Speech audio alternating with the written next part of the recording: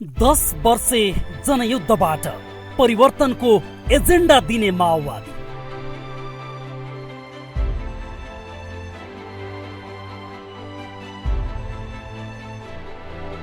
संविधान सभाबाट संविधान लेख्ने परिकल्पना गर्ने माओवादी।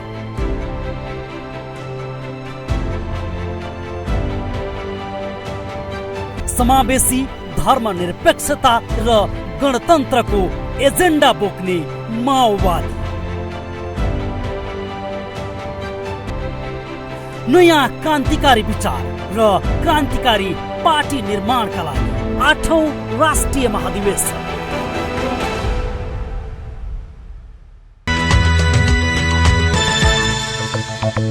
धन्यवाद।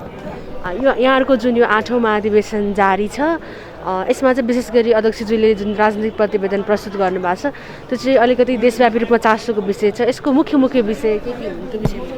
होइन, यसको बारेमा यसपालि हामीले विशेष गरी छलफल गर्न खोजेको चाहिँ नेपालको आजको व्यवस्थाको र आर्थिक चरित्र कस्तो हो भन्ने बारेमा अलि बढी हामीले अहिले छलफल गर्न खोजेका छौँ। त्यसले विश्वव्यापीकरणले चाहिँ प्रभाव पारेका विषयवस्तुहरूले नेपालको समग्र शासन व्यवस्थामै के प्रभाव पारेको छ, त्यसले आम रोजगारीमा के प्रभाव पारेको छ, राष्ट्रियतामा के प्रभाव पारेको छ भन्ने बारे चाहिँ यसपालि हाम्रो चाहिँ छलफलको मुख्य विषय हो। त्यो सँगसँगै हामीले हाम्रो इतिहासको समीक्षा गरेर हाम्रो इतिहासको सन्दर्भमा हामीले गरेका सकारात्मक कामहरू के हुन्, सकारात्मक उद्देश्यहरू के थिए, बिचमा हामी कहाँनिर चाहिँ अल्मल्यौँ र अब हामी साँच्चीकै समाजवादी मार्ग निर्माण गर्ने हो भने हामी एकताबद्ध कसरी हुनुपर्छ र कसरी अगाडि जाने भन्ने विषय चाहिँ यसपालि छलफलको मुख्य विषय हो। त्यो मुख्य विषय अन्तर्गत आएको अहिले चाहिँ विशेष कुरा के हो भने अहिले नवउद्धारवाद जो चाहिँ नयाँ भूमण्डलीकृत वित्तीय पुँजीको रूपमा जसरी आएको छ, एकाधिकार पुँजीको रूपमा, त्यसको बारेमा नेपाल जस्तो तेस्रो मुलुकहरूले कसरी सामना गरिराखेका छ। विकसित देशहरूले ओल्डमा चाहिँ निर्माण गरेको जुन औद्योगिकरण छ, विज्ञान सूचना प्रविधिको प्रयोग छ, त्यो मार्फत चाहिँ अत्याधिक मात्रामा चाहिँ सीमित पुँजीपति वर्गले जे उद्योग धन्दामा चाहिँ लगानी गरेको छ, त्यसले निर्माण गरेको चाहिँ प्रदूषण, त्यसको कार्बन उत्सर्जन, त्यो समग्र चिजले नेपाल जस्तो देशलाई जसरी ग्लोबलाइजेसन, त्यस पछाडि चाहिँ यो अहिले चाहिँ के अरे विश्वको चाहिँ जलवायु परिवर्तनको चाहिँ कुरा छ, यो समग्र चिजले हाम्रो जस्तो देशलाई कसरी असर गरेको छ। त्यस कारणले हामीलाई व्यक्तिगत जिन्दगीमा, गाउँमा, टोलमा, बस्तीमा त्यसका असरहरू के परेका छन् र त्यसको बारेमा हाम्रै तरिकाले हामी कसरी लड्न सक्छौँ, हाम्रो आर्थिक राष्ट्रियता हामी कसरी निर्माण गर्न सक्छौँ, समग्रतामा राष्ट्रियतालाई कसरी बचाउन सक्छौँ भन्ने कुरासँग बढी केन्द्रीकरण भएर यसपालि हाम्रो छलफल हुन्छ। यहाँहरूको यो 21औं शताब्दीमा समाजवाद भनेको यिनै विषय हो। 21औं शताब्दीमा समाजवादको बारेमा हामीले छलफल गर्न पर्ने जरुरी किन छ भने हामीले 20औं शताब्दीमा भएका समाजवादका अनुभवहरू पनि हामीले चाहिँ यहाँ संश्लेषण गर्नुपर्ने छ। 21औं शताब्दीमा जसरी सूचना सञ्चारको विकास भयो, विज्ञान प्रविधिको विकास भएको छ, यो समग्र कुराहरूको जुन डेभलपमेन्ट भएको छ त्यो 20औं शताब्दीमा प्रयोग गरेको अनुभवहरूको आधारमा 21औं शताब्दीको समाजवाद हुँदैन। र हामीले सामूहिकता भन्दाखेरि पनि निरपेक्ष मोडलको सामूहिकता र कम्युनिजम जो हामीले गरेका छौँ, कम्युन मोडलको चाहिँ पुरानो परम्परा छ, त्यो पनि त्यही ढङ्गले त अगाडि बढ्न सक्दैन।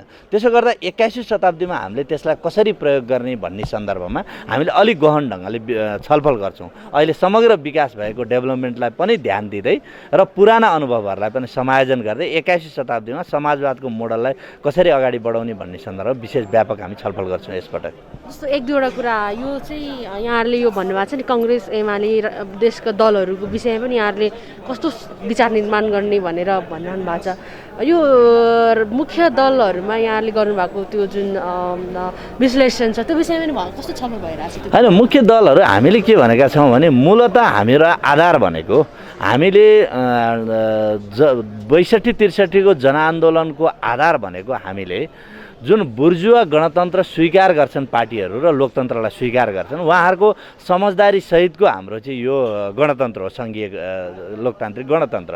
त्यो कुरालाई पनि ध्यान दिँदै हामीले समाजवादको कुरा गर्न जरुरी छ। त्यसो हुँदाखेरि त्यो कुरालाई ध्यान दिएर अगाडि बढ्ने समाजवादको सन्दर्भमा हामीले 21औं शताब्दीको समाजवादको कुरा पनि गरेको हौँ। त्यसो गर्दा प्रतिगमनकारी शक्तिको बारेमा हाम्रो एकता हुँदैन र यो प्रतिगमनकारी भनेको तपाईँलाई सरल भाषामा परिभाषित गरिदिउँ, अहिलेसम्म भएको उपलब्धिलाई नै नष्ट गर्ने, राजतन्त्र फर्काउने, पुरानै व्यवस्थामा फर्किन चाहने, गणतन्त्र सङ्घीयतामाथि प्रहार गर्ने, धर्मनिरपेक्षता समानुपातिक व्यवस्थाहरूमाथि प्रहार गर्ने, त्यसलाई नपत्याउने, त्यसलाई फेरि उल्टै दिशातिर फर्काउने, चाहे जुनसुकै नाममा, चाहे त्यो वामपन्थी नाममा होस् या लोकतान्त्रिक नाममा होस्, ती समग्र चाहिँ शक्तिहरू ती चाहिँ प्रतिगमनकारी शक्ति हुन्।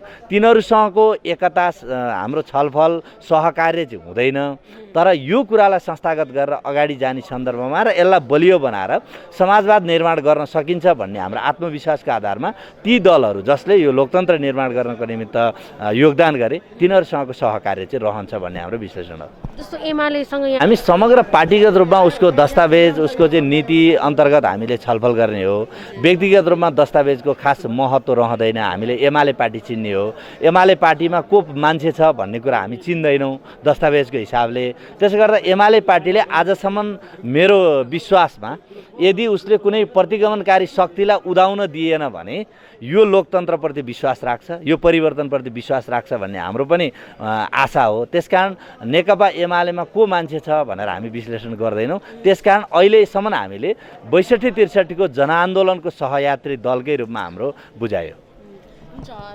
अहिले चाहिँ हाम्रो कस्तो छ भने अहिले बागमती प्रदेशमा हामीले नयाँ जेनेरेसनमा हामी आउने गरी बागमती प्रदेश मात्रै होइन 7वटा प्रदेशमा त्यो नयाँ जेनेरेसनको चाहिँ उदय भएको छ र केन्द्रमा पनि त्यो हुन्छ कि हुँदैन भन्ने खालको चाहिँ सबैको चर्चा छ। तर हामीले समग्र मूल नेतृत्वदेखि लिएर नेतृत्वको श्रृङ्खला तयार पार्दाखेरि हाम्रो छुट्टै कल्चर छ। हाम्रो छुट्टै ढङ्गले हामीले त्यसलाई निर्माण गर्ने प्रक्रिया गर्छौँ। सुरुदेखि नै हामीले उसको वैचारिक राजनैतिक योगदानदेखि लिएर उसको भूमिकाहरूको बारेमा पनि मूल्याङ्कनका हाम्रा आफ्नै प्रकृतिका विधिहरू छन्। त्यसलाई समेत आधार तयार पारेर हामीले अध्यक्ष कमरेड प्रचण्ड पछाडिको उत्तराधिकारीको टिम के हो भन्ने कुराको सन्दर्भमा यसपालि हामी गहन ढङ्गले छलफल गर्छौँ र त्यो टिम कसरी निर्माण हुनसक्छ, त्यो विधि कसरी स्थापित हुनसक्छ भन्ने कुरामा छलफल गर्छौँ र मलाई लाग्छ अर्को कार्यकालसम्ममा हामीले त्यो उत्तराधिकारीहरूलाई अझ परिपक्व र हामीले सोचेको जुन हामीले आधार तयार पारेका छौँ नेपालको परिवर्तनको, त्यसलाई समाजवादसम्म पुर्याउन, साम्यवादसम्म पुर्याउनलाई त्यो उत्तराधिकारीहरूले लिएर जान सक्छन् कि सक्दैनन् भन्ने कुराको आत्मविश्वाससहित अगाडि जाने सन्दर्भमा यसपालि अध्यक्ष कमरेड प्रचण्डकै नेतृत्वमा अगाडि बढ्छ र उत्तराधिकारीहरूको टिम निर्माण गर्ने गरी छलफल बहस हुन्छ। अन्तिम एउटा मात्रै भन्दैन न, यो निर्वाचन हुन्छ कि सहमति हुन्छ के छ? महासचिवमा विशेष गरी जनार्दन शर्मा लगायतका नेताहरूको नाम आइरहेछ, त्यो विषयमा अन्तिममा भन्दैन होइन। हाम्रो अहिले उहाँहरू सबै योग्य व्यक्तित्वहरूको रूपमा दाबी गरिराख्नु भएको छ र हामी सबैले फेरि पार्टीको तर्फबाट पनि उहाँहरू जसले दाबी गरेका छौँ उहाँहरूले योगदानको हिसाबले, इतिहासको हिसाबले, क्रियाशीलताको हिसाबले, उहाँहरूको दाबीको हिसाबले उहाँहरूलाई हामीले छान्न सक्ने स्थिति व्यक्तिगत रूपमा छैन। तर उहाँहरूले दाबी गर्दै जाँदा पार्टीलाई पनि त्यो सङ्कट छ, नेतृत्वलाई पनि त्यो सङ्कट छ, भोलि छानिने केन्द्रीय समितिलाई पनि त्यो सङ्कट छ। अन्तिममा केही भएन, समझदारी हुन सकेन भने चुनावी विधि चाहिँ हामीले सुरुवात गरिसकेका छौँ, त्यो प्रक्रियामा जान पनि सक्छ। धन्यवाद। धन्यवाद। यहाँहरूको 8औं महाधिवेशन चलिरहेछ। विशेष गरी राजनीतिक प्रतिवेदनले चाहिँ नयाँ विचार, नयाँ क्रान्तिको विचार चाहिँ अब ल्याउने भनेर यहाँहरू लागिरहनु भएको छ कि खास के छलफल भइरहेछ विशेष गरी?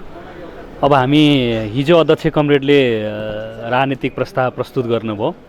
आजदेखि 25वटा समूहहरू बनाएर समूहगत छलफलहरू चलिराखेको छ।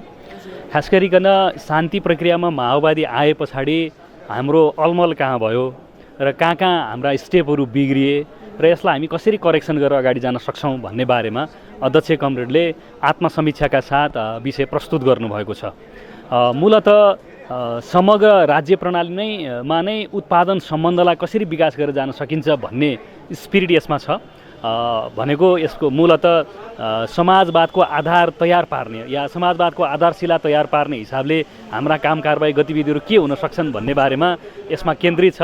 त्यसैले हामी समग्रतामा यस बीचमा माओवादी आन्दोलनभित्र देखा परेका समस्याहरूको समीक्षा गर्ने र त्यो समस्याको जगमा चाहिँ नि समाजवादको आधार तयार पार्ने गरिकन अगाडि जाने, त्यसका लागि विचारधारात्मक राजनीतिक कार्यदिशा सुस्पष्ट र व्यवस्थित गर्नु जरुरी छ। यसका बारेमा हामी अहिले छलफलमा छौँ। यो अरूभन्दा फरक क्रान्तिकारी कम्युनिस्ट पार्टी बनाउने भनेर यहाँहरूले विचार अगाडि सार्दै गर्नुहुँदा कसरी छलफल अगाडि बढेको छ अरूभन्दा फरक बनाउने भन्ने कुन हिसाबले फरक बनाउने? अब अरू सबै पार्टीहरूका महाधिवेशनहरू सम्मेलनहरू तपाईँहरूले हेरिसक्नुभयो। हामी अन्तिममा छौँ, अहिले महाधिवेशनमै छौँ। अरू पार्टीहरू अहिले यो परिवर्तनका विषयहरू पनि अरू पार्टीका लागि बढी भइसक्यो, किनभने उहाँहरू संवैधानिक राजतन्त्रलाई स्वीकारेर परम्परागत संसदीय व्यवस्थामा हो। हामीले भनेको कुरा त हामीले संविधान निर्माणका चरणमा पनि नोट अफ डिसेन्ट राखेका छौँ। जे कुरा भएको छ यो पर्याप्त र पूर्ण उपलब्धि र विषय होइन। परिवर्तन गर्न धेरै कुराहरू बाँकी छ। त्यसो भए हुनाले परिवर्तन चाहिँ नि विचारका आधारमा नै हुन्छ र त्यसैले पहिलो नम्बर कुरा चाहिँ विचारको विकासका माध्यमबाट मात्रै नयाँ ढङ्गले जान सकिन्छ भन्ने हाम्रो संश्लेषण हो।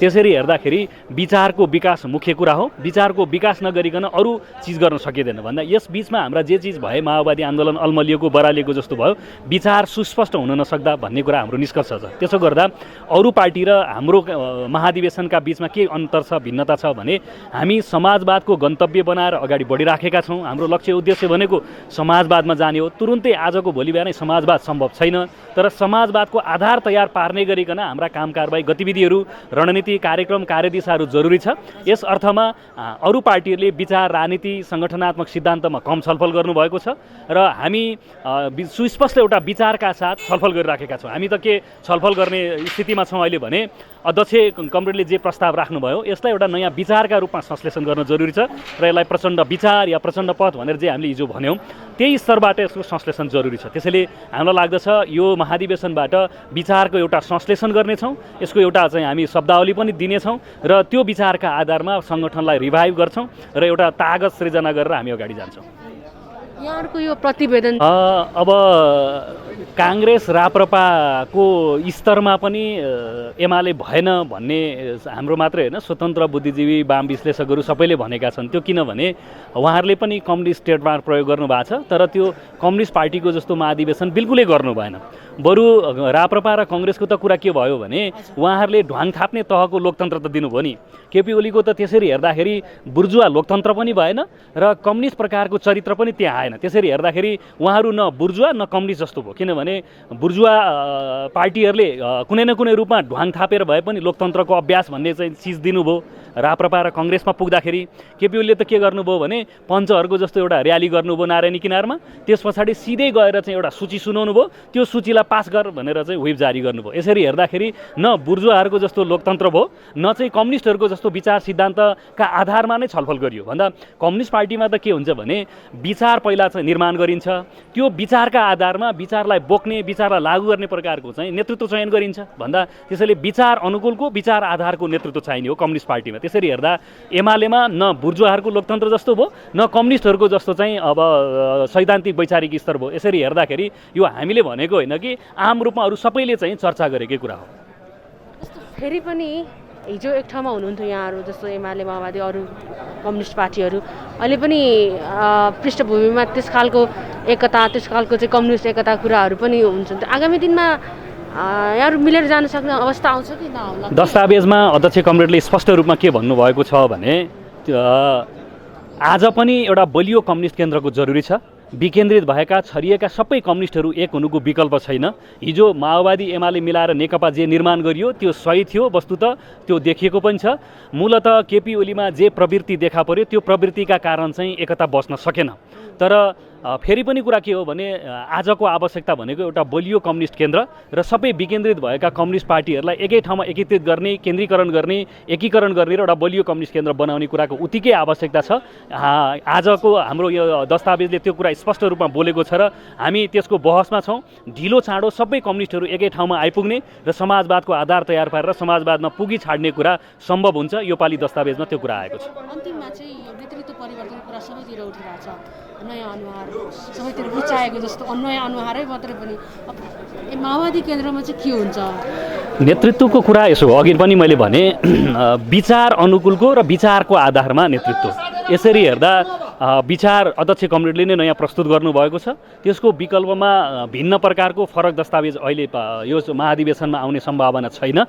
खालि यसलाई समृद्ध बनाउने, यसलाई पूरक रूपमा चाहिँ अरू सुझावहरू दिने, यसलाई समृद्ध बनाएर अगाडि लैजाने मात्रै कुरा हो। यसरी हेर्दाखेरि मूल नेतृत्वका हिसाबले जे विचार र दस्तावेज अगाडि आयो, यसरी हेर्दा कमरेड प्रचण्ड नै मूल नेतृत्वका रूपमा आउने कुरा स्वत भयो।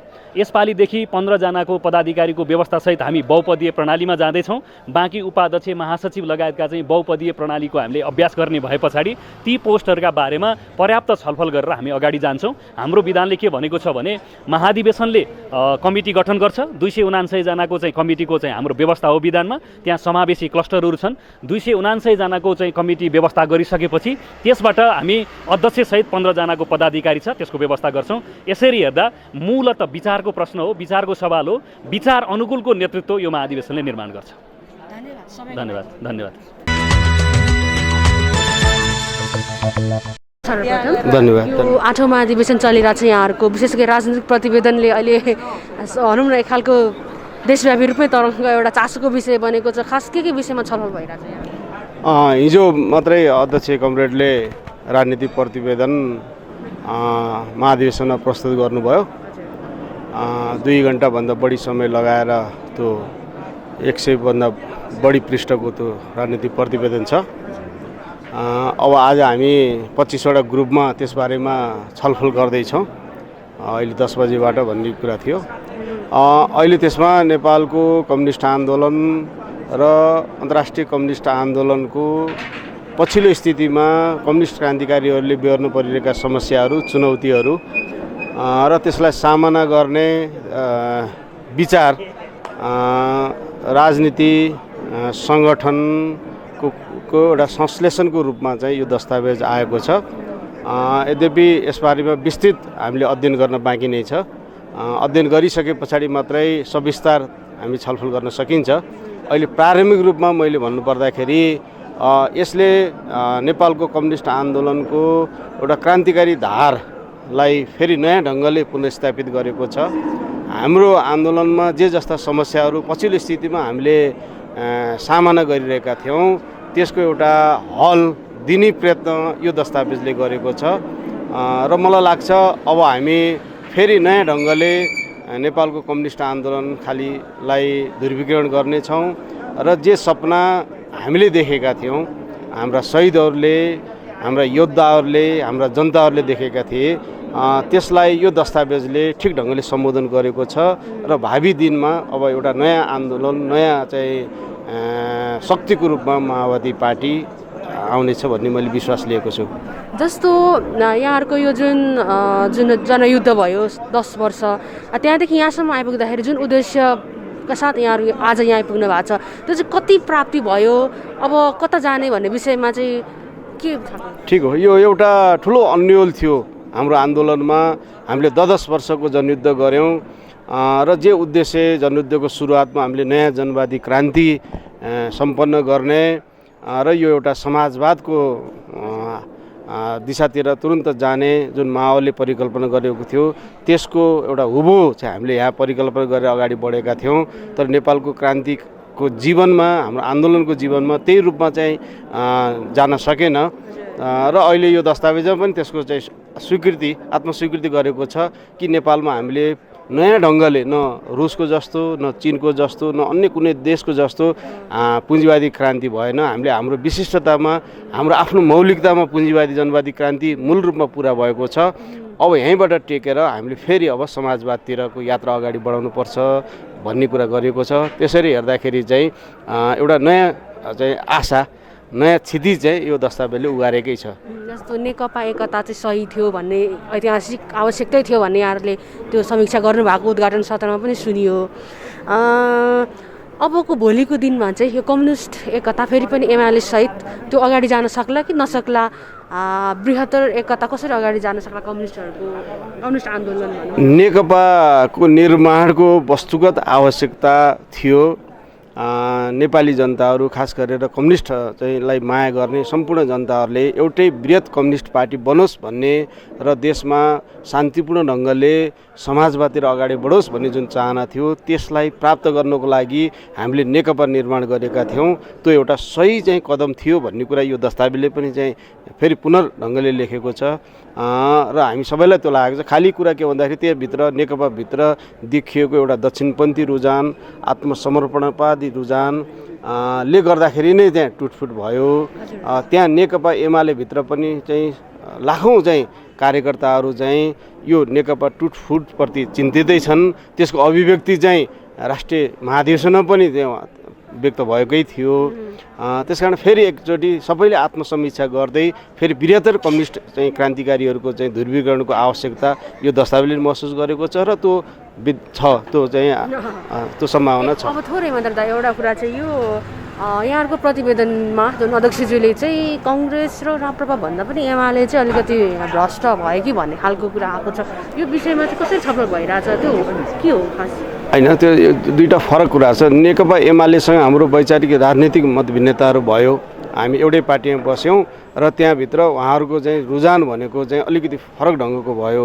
खास गरेर संविधान नै चाहिँ ध्वस्त बनाउन सक्ने अलिकति प्रतिगमनतिर चाहिँ देशलाई लैजाने जुन चाहिँ रुझान भयो त्यसका विरुद्ध चाहिँ हामीले सङ्घर्ष गऱ्यौँ र त्यसको सङ्घर्ष गर्ने क्रममा एउटा बृहत्तर चाहिँ गठबन्धन, लोकतान्त्रिक गठबन्धनको आवश्यकता छ। खास गरेर संविधान चाहिँ बचाउँ, यो सरकार चाहिँ नयाँ ढङ्गले अगाडि बढाउँ भन्ने ढङ्गले हामीले त्यो निर्माण गरेका हौँ। त्यस कारण यी दुईवटा अलिक फरक चाहिँ विषयहरू हुन् चाहिँ। यो नयाँ अनुहार होइन, अब निर्वाचन अथवा सहमति के हुन्छ अब? होइन, हामीले त्यो प्रश्न गरेको छ। अब नयाँ ढङ्गले नै अब चाहिँ केन्द्रीय समिति निर्माण हुन्छ। 279 को चाहिँ केन्द्रीय समिति, त्यसमा विभिन्न वर्ग, जाति, क्षेत्र, लिङ्गको समानुपातिक चाहिँ प्रतिनिधित्व चाहिँ केन्द्रीय समितिमा हुन्छ र त्यसलाई सकभर हामी सर्वसम्मतै ढङ्गले चाहिँ गर्नुपर्छ भन्ने नै छ। अब सर्वसम्मत बन्न सकेन भने हामी निर्वाचनमा जान्छौँ र निर्वाचनबाट नयाँ कमिटी निर्माण हुन्छ। हस्, थ्याङ्क यू। नम्बर लिइराख्नु। धन्यवाद।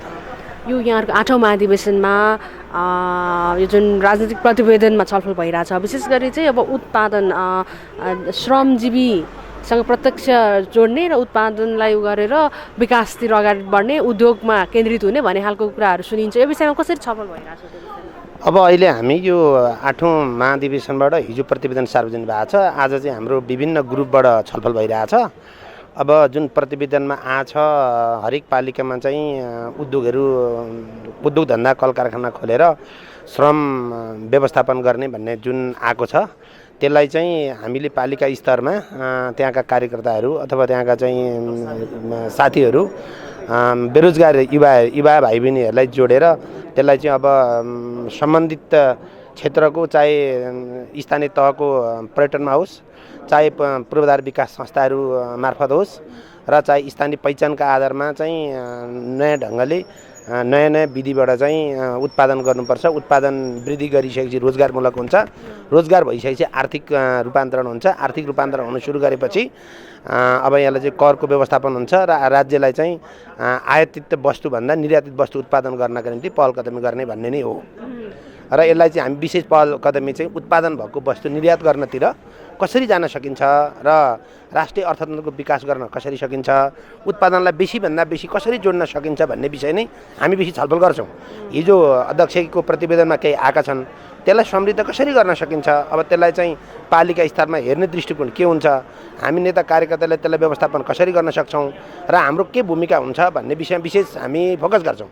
र अहिले जुन दलाल पुँजीवादको विकास भइरहेछ, यसलाई राष्ट्र पुँजीको विकास गर्नका लागि हामी कसरी चाहिँ जान सक्छौँ र बेसीभन्दा बेसी उत्पादनलाई कसरी अगाडि लान सक्छौँ भन्ने विषय नै हाम्रो बेसी फोकस हुन्छ। जस्तै कम्युनिस्ट आन्दोलनले चाहिँ कृषि क्रान्ति गर्ने, उद्योग गर्ने भने पनि यो चाहिँ सफल उन्मुख देखिँदैन, किनभने निर्यात झन्भन्दा झन् बढिरहेछ। चामल, खाद्यान्न सबै आयात बढिरहेछ, आयात बढै छ। यो कसरी रोक्नु? यो सबैभन्दा ठुलो कुरो चाहिँ के छ भने यो कृषिमा आधारित भएर उत्पादनमा वृद्धि विकास गर्ने भन्ने जुन हाम्रो सोच, राज्यको पनि सोच छ, सहकारी मार्फत अगाडि जाने भन्ने छ। तर यो उत्पादनको वृद्धि र जति पनि उद्योग धन्दा कल कारखाना खोल्ने नीति नै हाम्रो राम्रो छैन। यसलाई चाहिँ एकदम दर्ता गर्नुपर्ने झन्झटिलो छ, उत्पादन गर्यो भनेदेखि चाहिँ झन्झटिलो छ। बिचौलियाहरूले अत्यन्त धेरै गाँजेका छन्। अब किसानहरूलाई चाहिँ जसरी उसको चाहिँ मूल्य पाउनु पर्थ्यो त्यो मूल्य पाउँदैनन्। यहाँ 4 तह 5 तहका बिचौलियाहरू छन्। यो बिचौलियाको अन्त्य गर्न सकिएन भने नेपालमा कृषि क्रान्तिका हाम्रा गफै मात्रै हुनेछन्, भाषण मात्रै हुनेछन्। त्यस कारणबाट सबैभन्दा पहिले राष्ट्रिय पोलिसी नै हामीले परिवर्तन गर्नुपर्छ। अब यो अधिवेशनले राष्ट्रिय पोलिसीलाई परिवर्तन गर्नका निमित्त बेसीभन्दा बेसी फोकस गरेर हामीले पोलिसीलाई चेन्ज गर्न सक्यो भने कृषिबाट हामी धेरै उत्पादन गर्न सक्छौँ र नेपालको पुँजी विस्तार गर्ने र यसलाई चाहिँ बेसीभन्दा बेसी राष्ट्रिय पुँजीको विकास गर्नको लागि कृषि नै हो। कृषि, पर्यटन र हाइड्रो नै हो। महाधिवेशनले चाहिँ त्यसलाई परिवर्तन गर्छ गर्दैन के छ? यो परिवर्तन गर्नका निम्ति हामी सुझाव दिन्छौँ। अब परिवर्तन हुनुपर्छ भन्ने कुरामा चाहिँ विशेष जोड हुन्छ हाम्रो। धन्यवाद। हजुर, धन्यवाद।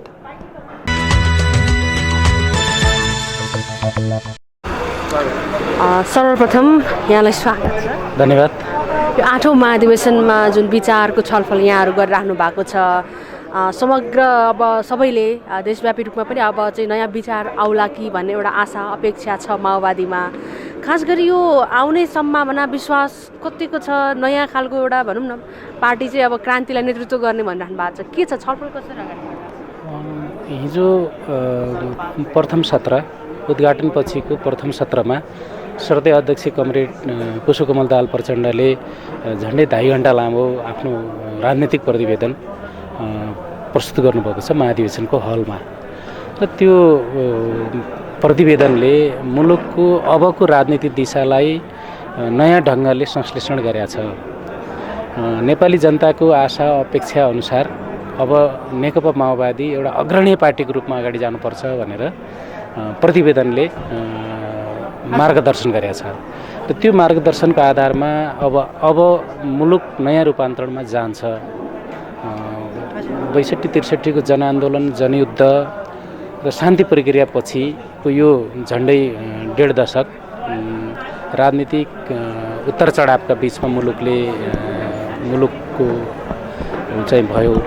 अब राजनीतिक स्थायित्वका लागि पनि नेकपा माओवादी केन्द्रले अग्रणी भूमिका खेल्नुपर्छ, नेतृत्वदायी भूमिका खेल्नुपर्छ। र राजनीतिक एजेन्डा अहिले मुलुक नै नेकपा माओवादीको राजनीतिक एजेन्डामा अगाडि बढिरहेका कारणले अब राजनीतिक एजेन्डामा मात्रै होइन नेतृत्वमै अगाडि बढ्नुपर्छ। अब मुलुकको राजनीतिक नेतृत्व नै माओवादीले गर्नुपर्छ भन्ने प्रतिवेदनले गरेको छ। र यो महाधिवेशनले त्यही ढङ्गले महाधिवेशनमा सहभागी सबै प्रतिनिधि साथीहरूले गम्भीरतापूर्वक छलफल गर्नुहुन्छ र हामीले हाम्रो पार्टीको अब आगामी 5 वर्षीय रणनीति यो महाधिवेशनबाट तय गरेर अगाडि जान्छौँ भन्ने चाहिँ मलाई लाग्छ। अहिले त यहाँहरू विचार नमिल्ने दलहरूसँग पनि 5वटा दलसँग गठबन्धन गरेर सरकार सञ्चालनमा साझेदार हुनुहुन्छ। विशेष गरी यो प्रमुख दलहरूलाई चाहिँ यहाँले कसरी व्याख्या गरिएको छ? राजनीतिक दलमा काङ्ग्रेस, एमाले, पुरातन राप्रपा जस्ता दलहरूलाई स्वाभाविक रूपमा नेकपा माओवादी केन्द्रले नेपाली काङ्ग्रेसलाई हेर्ने दृष्टिकोण, त्यस्तै गरी राष्ट्रिय प्रजातन्त्र पार्टीलाई हेर्ने दृष्टिकोण, नेकपा एमालेलाई हेर्ने दृष्टिकोण फरक नै छ। हाम्रो अरू दलहरूको भन्दा अग्रगामी सोच छ। अध्यक्ष कमरेडले ल्याएको प्रतिवेदनले त्यो सङ्केत गरेको छ। सारमा हामी त्यो सबै अध्ययनकै चरणमा छौँ। अहिले हाम्रा सबै 25वटा समूहहरू अध्यक्षको प्रतिवेदनमाथि छलफल गरिरहनु भएको छ, अध्ययन गरिरहनु भएको छ। तर त्यसको सार हिजो अध्यक्षले हलमा बोल्नुभएको कुराबाट मलाई के लाग्छ भने यथास्थितिवादमा हामी जान सक्दैनौँ। नेपाली काङ्ग्रेस, नेकपा एमाले, राष्ट्रिय प्रजातन्त्र पार्टी लगायतका अरू पार्टीहरू यथास्थितिवादकै भुमरीमा छन्। नेकपा माओवादी हिजो 10 वर्षीय जनयुद्धमा राजतन्त्रका विरुद्ध आवाज उठायो, गणतन्त्र स्थापनाको नेतृत्वदायी भूमिका खेल्यो। त्यसमा सयौँ साथीहरूले बलिदान गर्नुभयो र मुलुकमा गणतन्त्र स्थापना भयो। जनताका छोराछोरी राष्ट्रपति, प्रधानमन्त्री हुने दिन आयो। अब यसलाई संस्थागत गर्ने दायित्व नेकपा माओवादी केन्द्रसँग छ। अरूले यसलाई संस्थागत गर्न सक्दैनन्, अरूप्रति विश्वास गरेर बस्नु हुँदैन भन्ने। र यसका बीच पनि मुलुकमा अघिल्लो निर्वाचनले दिएको परिणामको आधारमा फेरि पनि माओवादी भागेर जान सक्दैन थियो। प्रतिपक्षमा मात्रै बसेर प्रतिगमनका विरुद्ध नेतृत्व गर्न सकिँदैन थियो, प्रतिगमनलाई परास्त गर्न सकिँदैन थियो। त्यस कारणले अध्यक्ष कमरेडको नेतृत्वमा 5 राजनीतिक दलहरूको गठबन्धन बनाएर एउटा साझा एजेन्डा बनाएर अहिले मुलुकलाई एउटा निकास दिने काम भएको छ। प्रतिगमनलाई परास्त गर्ने, संसदलाई जनताको ठुलो बलिदानबाट चुनिएको संसदलाई जोगाउने र मुलुकलाई सङ्घीय लोकतान्त्रिक गणतन्त्रलाई संस्थागत गर्ने कुरा जनआस्था जोगाउने कुरामा अध्यक्ष कमरेडले विशिष्ट भूमिका खेल्नुभयो। हाम्रो पार्टीले विशिष्ट भूमिका खेल्यो, त्यही कारणले आज गठबन्धनको सरकार जीवन्त छ। यसैमा जोडौँ न एउटा, यहाँले एमाले चाहिँ अलिकति अरूभन्दा भ्रष्ट भएको भन्ने निष्कर्ष निकाल्नु। एमाले अब म भ्रष्टै त नभनौँ, गतिविधि भ्रष्ट भयो होइन। एमालेको सबै नेतृत्वलाई त्यो भन्न पनि मिल्दैन, सबै कार्यकर्तालाई त्यो भन्न पनि मिल्दैन। तर एमालेका सर्दै अध्यक्ष केपी ओलीजीलाई नेकपा निर्माण गरिसकेपछि सुविधाजनक बहुमत प्राप्त भएको थियो। सुविधाजनक बहुमत हुँदाखेरि पनि उहाँले आम जनताका हितमा 1 इन्ची पनि काम अगाडि बढाउन सक्नु भएन। जनताले घाँसबास कपासको ग्यारेन्टी खोजिरहेका थिए, भूमिहीन दलितहरूले भूमि खोजिरहेका थिए, भूमिहीन सुकुम्बासीले भूमि खोजिरहेका थिए, लाल पूर्जा खोजिरहेका थिए, शान्ति सुरक्षाको प्रत्याभूति खोजिरहेका थिए, मुलुकबाट भ्रष्टाचारको अन्त्य खोजिरहेका थिए। ती सबै कुराहरूमा केपी ओली सरकार अगाडि पाइला चाल्न सकेन। केवल समय व्यतीत मात्रै गर्नुभयो। त्यति मात्रै गर्नु भएन कि ठुलो सङ्घर्षबाट निर्माण भएको नेपालको संविधान र त्यो संविधानको संरचनामा बनेको सङ्घीय संसदलाई विघटन गर्नुभयो, अल्पायुमै हत्या गरिदिनु। यदि अदालत नभएको भए र त्यो प्रतिगमनका विरुद्ध नेकपा माओवादी सहितका राजनीतिक दलहरूले सङ्घर्ष नगरेको भए आज मुलुक दुर्घटनामा पुग्थ्यो। त्यसैले नेकपा एमाले जनपक्षी पार्टी बन्न सकेन, कम्युनिस्ट पार्टी बन्न सकेन, जनभावना बुझ्न सकेन त्यो पार्टीले भन्ने आम नागरिकहरूको आरोप छ। मलाई पनि त्यही लाग्छ। राप्रपा चाहिँ राष्ट्रियताको सवालमा सँगै हुनुपर्छ भन्ने हो होइन। राष्ट्रिय प्रजातन्त्र पार्टीले राष्ट्रियताका मुद्दामा उसले केही आवाजहरू उठाएको छ, तर पनि राप्रपासँग हामी के कुरामा विमति राख्छौँ भने अब मुलुकमा राजतन्त्रको पुनरुदय हुन सक्दैन। धर्म निरपेक्षतामाथि बहसै हुन सक्दैन। धर्मनिरपेक्षता त ठुलो लडाइँ, ठुलो त्याग र बलिदानबाट प्राप्त भएको चिज हो। धर्मनिरपेक्षताले सबै राजनीतिक पार्टीमा आबद्ध भएका विभिन्न धर्ममा आस्था राख्नेहरूको प्रति सम्मान गरेको छ। मुलुकलाई साझा सबै धर्मावलम्बीहरूको, सबै जाति, सबै भाषीहरूको यो साझा फुलबारी भन्ने बनाएको छ। अब फेरि हामी धर्मनिरपेक्षताबाट धर्मसापेक्षमा हिन्दू राज्यमा फर्किन सक्दैनौँ। राप्रपासँग यी कुराहरूमा विमति, हाम्रो गम्भीर विमति छ। यो कुरा प्रतिवेदनले पनि बोलेको छ, सारमा बोलेको छ भन्ने मलाई लाग्छ। हामी राप्रपा जस्ता यथास्थितिवादी, राजावादी र एकाध धर्मको पक्ष पोषण गरेर हामी हिँड्न सक्दैनौँ। धर्म र जातिको मात्रै राजनीति गर्ने भनेको उसको सैद्धान्तिक विचलन हो। जुन पार्टीसँग नीति सिद्धान्त छैन त्यो पार्टी एउटा धर्म र एउटा जातिको रथ चढेर हिँड्छ।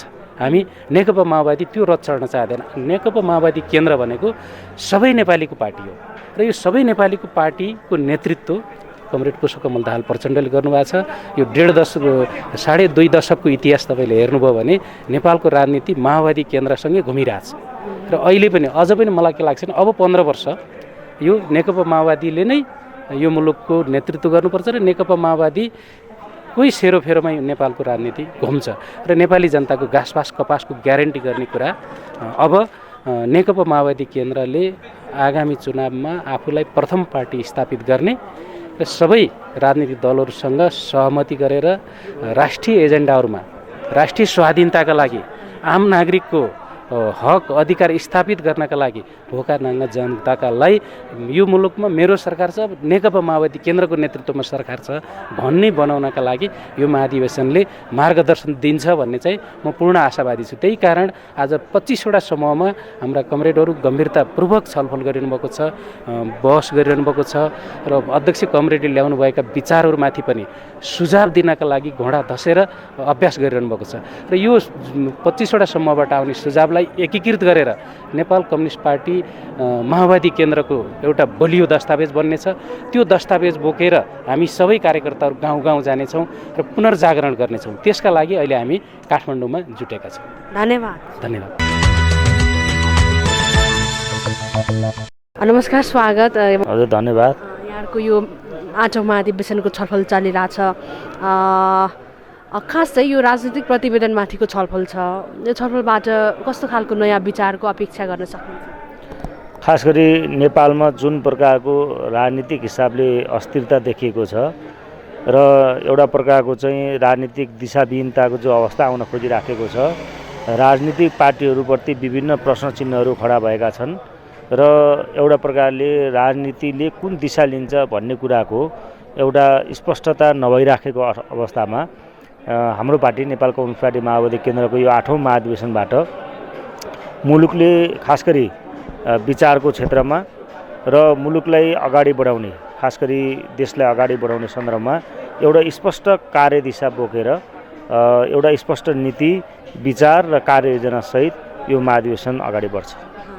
यो विशेष गरी अहिलेसम्मको जुन यात्रामा यहाँहरूको यो पार्टीको विभिन्न पार्टीहरूसँग एकता गर्नुभयो, फेरि विभाजन भयो, पछिल्लो समय यो अधिवेशन अगाडिसम्म पनि 2वटा पार्टीसँग एकता गर्नुभएको थियो।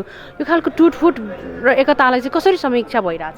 के यो महाधिवेशनले राष्ट्रिय तथा अन्तर्राष्ट्रिय कम्युनिस्ट आन्दोलनको समग्र समीक्षा गर्न खोजेको छ। प्रतिवेदनमा अन्तर्राष्ट्रिय कम्युनिस्ट आन्दोलनको नि यसले समीक्षा गरेको छ र खास गरी नेपालका कम्युनिस्टहरू, खास गरी क्रान्तिकारी कम्युनिस्टहरू जसले यो मुलुकको अहिलेको परिवर्तनलाई स्वीकार गर्दछन्, अहिलेको संविधानलाई स्वीकार गर्दछन्, सङ्घीय लोकतान्त्रिक गणतन्त्रलाई स्वीकार गर्दछन् र खास गरी मुलुकलाई अगाडि बढाउने राजनीतिक प्रतिबद्धता भएका कम्युनिस्टहरू, क्रान्तिकारीहरूको बिचमा एकता र ध्रुवीकरणको प्रक्रियालाई निरन्तर अगाडि बढाउनु पर्दछ र एकता र ध्रुवीकरणबाट मात्रै मुलुकलाई एकीकृत गर्न सकिन्छ, कम्युनिस्टहरूलाई एकीकृत गर्न सकिन्छ र एउटै कम्युनिस्ट पार्टी बनाउने उद्देश्य प्राप्त गर्न सकिन्छ र त्यो सँगसँगै देशले, समाजले लिन खोजेको समाजवादको जो हामी दिशातिर, यात्रातिर जान खोज्दैछौँ र आर्थिक समृद्धिको जो कुरा गरेका छौँ त्यसलाई साकार पार्न पनि हामी विभिन्न समूहमा रहेका कम्युनिस्ट घटकहरूलाई एकताबद्ध भएर अगाडि बढेर मुलुकको समृद्धिको यो अभियानमा लागेर मात्रै त्यो कुरा सफल पाउन सकिने भएको हुनाले टुटफुट विभाजनबाट होइन, एकता, सङ्घर्ष र रूपान्तरणको माध्यमबाट फेरि हामी एकता, फेरि कम्युनिस्टहरूको बिचमा एकता, फेरि क्रान्तिकारीहरूको बिचमा एकताको प्रक्रिया अगाडि बढाउनुपर्छ भन्ने खास गरी त्यो विगतमा भएका कम्युनिस्ट आन्दोलनको टुटफुट र विभाजनको नि यसले समीक्षा गर्न खोजेको छ र भोलि हामी यो शर्तहरूमा मुलुकलाई समृद्ध बनाउने र खास गरी समाजवादका आधारहरू तयार गर्ने शर्तमा हामी मिल्न सक्छौँ भन्ने कुरा पनि यो प्रतिवेदनमा उल्लेख गरेको छ। गठबन्धन, आगामी चुनावी गठबन्धन, सत्ता गठबन्धनमा हुनुहुन्छ यहाँहरू, अबको चुनावसम्म पनि केही छलफल भएको छ कि? यो गठबन्धन भन्ने कुरा जहिलेसम्म हामीले यो संविधान पूर्ण कार्यान्वयन गरेको हुँदैनौँ र खास गरी नेपाल सङ्घीय लोकतान्त्रिक गणतन्त्रलाई हामीले संस्थागत गर्ने र संविधान कार्यान्वयन गर्ने दिशा जहिलेसम्म हामीले पुरा गर्दैनौँ त्यो बेलासम्म यो सहकारी जारी रहन्छ। यसबाहेक अरू छ नि अरू कुनै विषयहरूमा जस्तो विभिन्न क्लस्टरहरूको कुराहरू, त्यो आर्थिक विकासको कुराहरूको विषयमा खास गरी हामीले राजनीतिक परिवर्तन त धेरै ठुल्ठुला राजनीतिक परिवर्तनहरू गऱ्यौँ। 46 सालमा पनि राजनीतिक परिवर्तन भएकै हो, 62-63 सालमा पनि हामीले ठुलो राजनीतिक परिवर्तन गऱ्यौँ। त्यति बेला तत्कालीन 237 वर्षभन्दा पुरानो राजतन्त्र, त्यो बेलाको यत्रो इतिहास बोकेको राजतन्त्रको हामीले अन्त्य गऱ्यौँ र राज गऱ्यौँ। तर त्यो राजनीतिक परिवर्तनलाई हामीले सँगसँगै खास गरी राजनीतिक परिवर्तनलाई संस्थागत गर्ने, यो संविधानलाई कार्यान्वयन गर्ने र आर्थिक हिसाबले मुलुकलाई समृद्ध बनाउने, आत्मनिर्भर अर्थतन्त्रको दिशातिर मुलुकलाई अगाडि बढाउने र अगाडि लैजाने र मुलुकलाई खास गरी देशलाई हामीले आर्थिक समृद्धिको माध्यमबाट, आर्थिक, सामाजिक र सांस्कृतिक माध्यमबाट पनि मुलुकलाई परिवर्तन गर्ने र त्यो राजनीतिक परिवर्तनलाई जनताको जीवनस्तर बदल्ने र जनताको जीवनस्तर उकास्ने, जनताको जीवनस्तरसँगै हामीले विकास र समृद्धिको यात्रा खोज्ने दिशामा नै अहिलेको हाम्रो बहस केन्द्रित हो। त्यसकारण हामीले गर्न नसकेको भनेको राजनीतिक परिवर्तन हामीले गऱ्यौँ। खास गरी समाजलाई अगाडि बढाउने सन्दर्भमा हामीले स्थापित गर्नुपर्ने, संस्थागत गर्नुपर्ने आर्थिक समृद्धिको कुरा नै हो। त्यसकारण अहिले संविधानमा हामी सबै राजनीतिक पार्टीहरूले सहमत भएर लेखेको संविधानमा हामीले समाजवाद उन्मुख अब यो अर्थव्यवस्था अथवा राजनीतिक व्यवस्था रहन्छ भनेर हामीले जो भनेका छौँ त्यसमै हाम्रो यो महाधिवेशन केन्द्रित छ र समाजवाद उन्मुख भन्नुको अर्थ अब हामीले समाजवादी प्रक्रियामा जानुभन्दा अगाडि खास गरी हामीले त्यो समाजवादको आधार तयार गर्नुभन्दा अगाडि हामीले के तयारी गर्नुपर्दछ, नेपाली समाजलाई अगाडि बढाउनको निम्ति ती आधारहरू ती तयारीहरू पुरा गर्ने र समाजवादको आधार तयार गर्ने। त्यो समाजवादको आधार तयार गर्ने भनेको खास गरी मुलुकलाई आत्मनिर्भर अर्थतन्त्रको विकास गर्ने हो।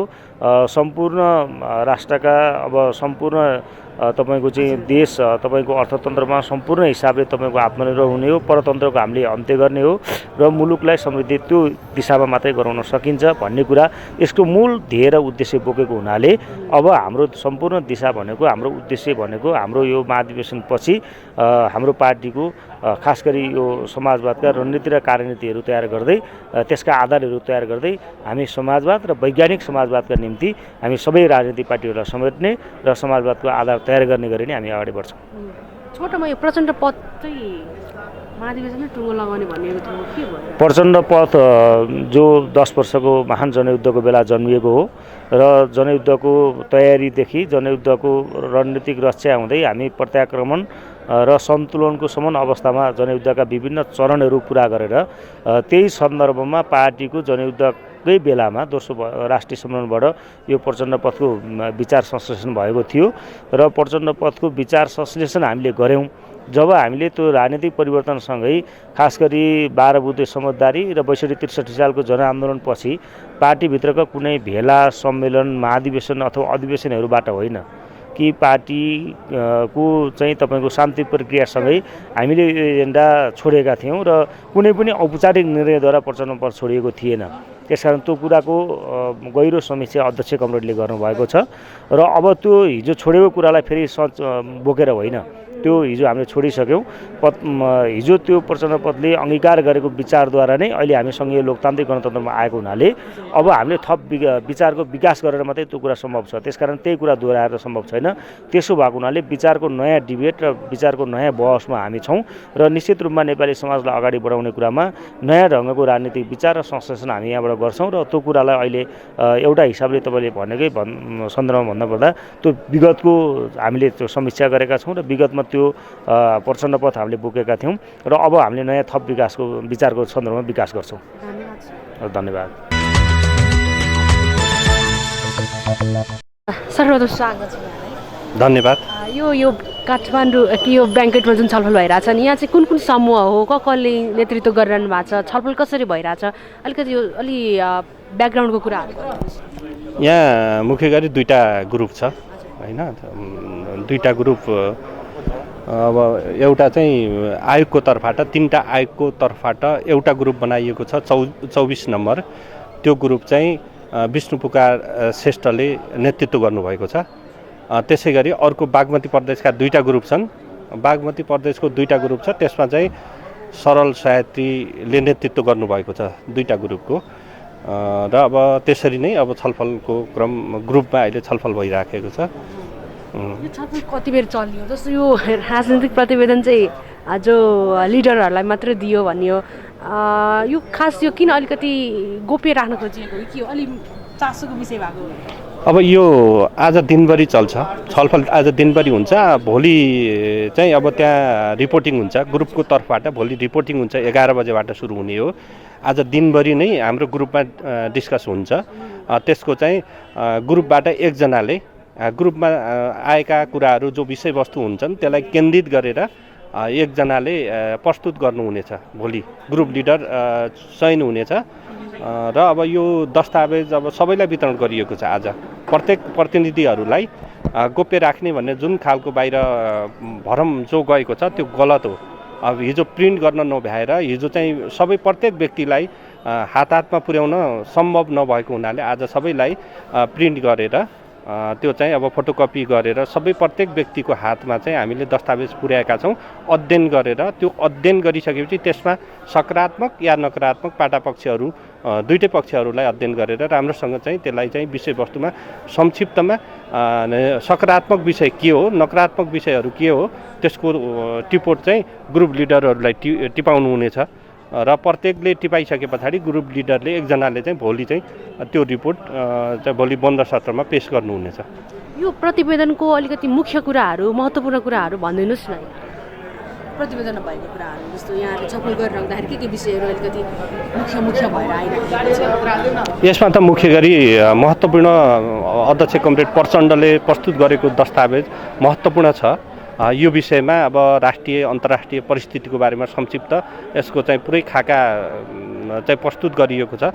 आगामी पार्टीको रणनीति र कार्यनीति के हुनेछ, समग्र नेपालको विकासको सन्दर्भमा विश्वभरि अब अहिले चाहिँ कसरी चलिराखेको छ भन्ने विषयमा समग्र विषयमा समेटेर आएको छ। यो मूल स्पिरिट यो दस्तावेजको अत्यन्तै महत्त्वपूर्ण छ, सकारात्मक छ।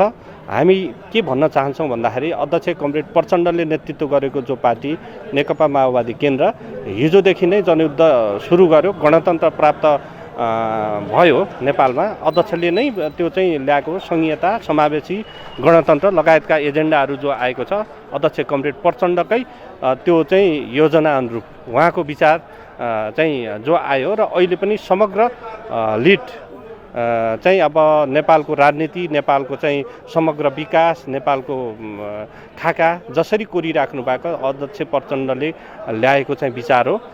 यो विचार नै अब अहिले नेपालमा अध्यक्ष कमरेड प्रचण्डकै नेतृत्व वरिपरि घुमिराखेको छ। राजनीति पोलिटिकल हिसाबले हामीले राजनीति र वैचारिक हिसाबले हामीले लिड गरेका छौँ। अरू पार्टीभन्दा यसको फरक छ, फरक विचार छ होइन। त्यो फरक विचार भएको यही कारणले गर्दा अहिले जुन ढङ्गले अगाडि बढिराखेको छ यो चाहिँ धेरै सकारात्मक र अब धेरै चाहिँ उत्कृष्ट देखिन्छ हाम्रो विचार। यो दलहरूको विषयमा जस्तो काङ्ग्रेस, राप्रपा, मधेस केन्द्रीय दलहरूको र एमालेसँग पनि यहाँहरूले एउटा विचार बनाइराख्नु भएको छ अहिले, मतलब उनीहरूलाई हेरेर दृष्टिकोण, त्यो विषयमा पनि भनिदिनुहोस् न। यसमा पनि एमाले चाहिँ अलिकति भनौँ न नराम्रो, अलिकति भ्रष्ट, अलिकति गतिविधि नराम्रो भएको भन्ने छ। दलहरूलाई हेर्ने दृष्टिकोण चाहिँ के बनेको छ यहाँको? होइन, आफ्ना दलहरूका आफ्ना विचार सिद्धान्तहरू छन् होइन। तर चाहिँ अब विशेष गरी अब नेकपा एमालेको कुरा गर्नुभयो, उठाउनुभयो। नेकपा एमाले जुन खालको चाहिँ उसले चाहिँ अख्तियार अवलम्बन गरेको छ, विशेष गरी केपी ओली गुटले अथवा नेकपा एमाले, त्यो चाहिँ अत्यन्तै अब हिजो चाहिँ अब तानाशाही प्रवृत्तिबाट होइन, तानाशाही ढङ्गले, एकल ढङ्गले कसैका विचारहरू नसुन्ने, केपी शर्मा ओलीले अरूको विचारै नसुन्ने होइन। त्यो पार्टी कमिटीमा हिजो चाहिँ छलफल बहसको चाहिँ आवश्यकता नठान्ने, आफै सर्वेसर्वा ठान्ने लगायतका विषयहरूमा धेरै अन्तर्विरोध आइसके पछाडि चाहिँ अब हिजो पार्टी फुट्यो। हामी एकै ठाउँमा थियौँ, नेपाल कम्युनिस्ट पार्टी नेकपा हामी भनेर हामी पार्टी एकता भएको थियो। त्यो भइसकेपछि धेरै विचारहरूमा भिन्नता देखा पर्यो। किन भन्दाखेरि एकल ढङ्गले उहाँले तानाशाही लाद्ने, अरूको विचारहरू नसुन्ने, उहाँ गणतन्त्र विरोधी हो। हिजो चाहिँ अब बाध्यात्मक स्थितिमा उहाँ गणतन्त्रलाई स्वीकारे पनि गणतन्त्र विरोधी हो।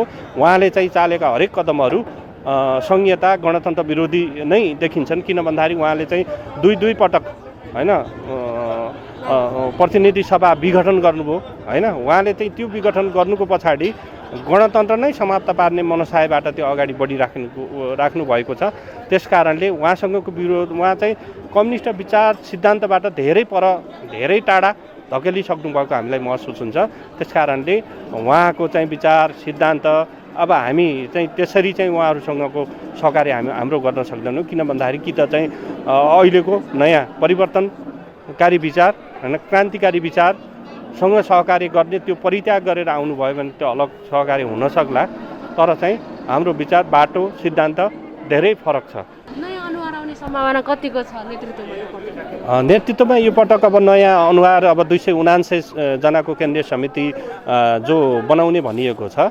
पक्कै पनि अहिले भएको केन्द्रीय समिति 279 जनाको छ र पछि चाहिँ एकतामा आएर थपिएको 285 जनाको केन्द्रीय समिति सदस्य सङ्ख्या छ। अहिले 279 जना थपिने भएपछि पक्कै पनि नयाँ अनुहारहरू आउनुहुन्छ। त्यसमा समावेशी हिसाबले नै आउनुहुनेछ, जस्तो महिला, दलित होइन, जनजातिहरूको समावेशी टाइपको चाहिँ केन्द्रीय समिति बन्छ। Thank you.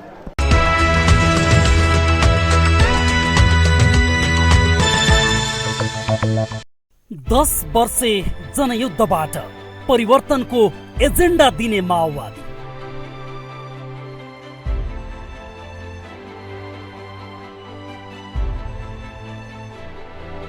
संविधान सभाबाट संविधान लेख्ने परिकल्पना गर्ने माओवादी,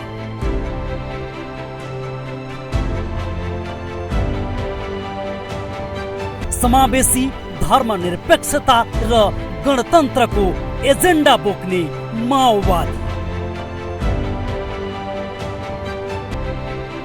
नयाँ क्रान्तिकारी विचार र क्रान्तिकारी पार्टी निर्माणका लागि 8औं राष्ट्रिय महाधिवेशन